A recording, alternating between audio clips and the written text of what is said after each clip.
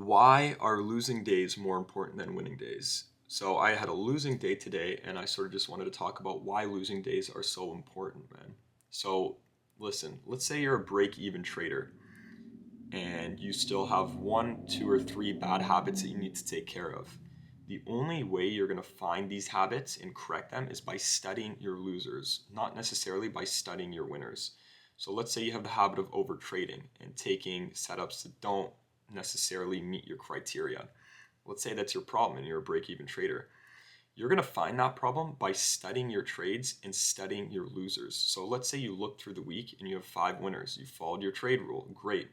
Let's say you start looking at your losers and then you realize that your losers are typically setups that don't meet your criteria. Maybe they're B plus or C plus setups. So my point is, if you're in that break-even stage or even close to being break-even, the best way to get out of that stage and improve your trading is to simply study your losers and why they lose.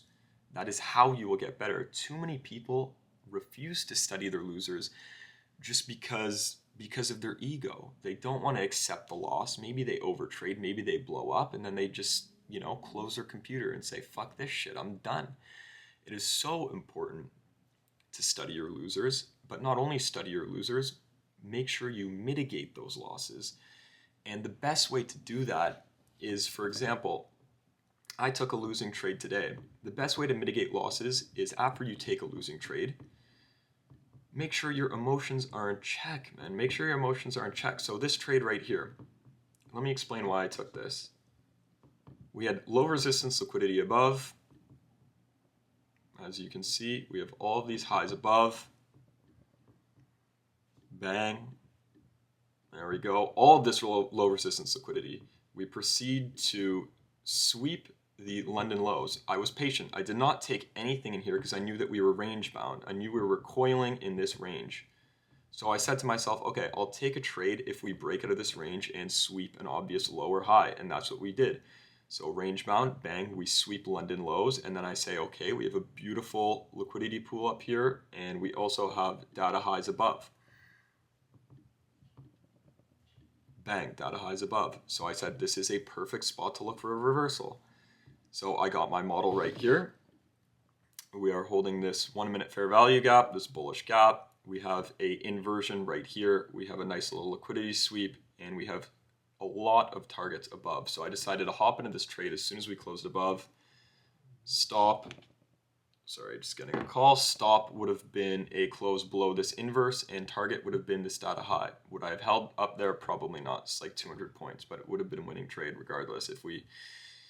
Anyway, so here's what happened. I got stopped out and then price reversed and eventually hit my TP, and price continued to sweep the rest of this low resistance liquidity. Was my bias right? Yes. Did my trade work out? No. The point I'm making is sometimes your model is not going to work out, and you need to be okay with that. You need to learn to lose. I know last year I would have taken this trade and I would have got stopped out and felt like the market burnt me because as soon as it stopped me out, it reversed and then hit my profit target. You cannot think like that. You need to make sure that when you do take a loser, your emotions are in check and that you are taking trades based off of your strategy rather than your emotions, because the more losers you take, the more emotional your trading will become. I promise you. So before you rush into another setup, just make sure your emotions are in check, man. So this was sort of a rundown on today's losing day. And I felt like I could use it as an example to try to talk about what has sort of worked for me in the past. But yes, I cannot stress enough, A, the fact that you need to study your losers, because by studying your losers, that's how you will reduce your losers. And B, making sure that your emotions are in check when we get days like today.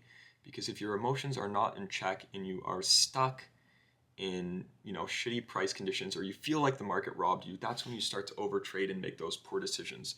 So listen, by managing your losers and studying your losers, I can promise that is the best way to improve as a trader and essentially become profitable, man. It's not about your winners. It's not about how big your winners are. It's not about, it's not about your winning trades. Trust me. I mean, it is, but it isn't. It's more about your losers. It's about studying your losers. It's about reducing your losers. It's about making sure your losses are smaller than your wins.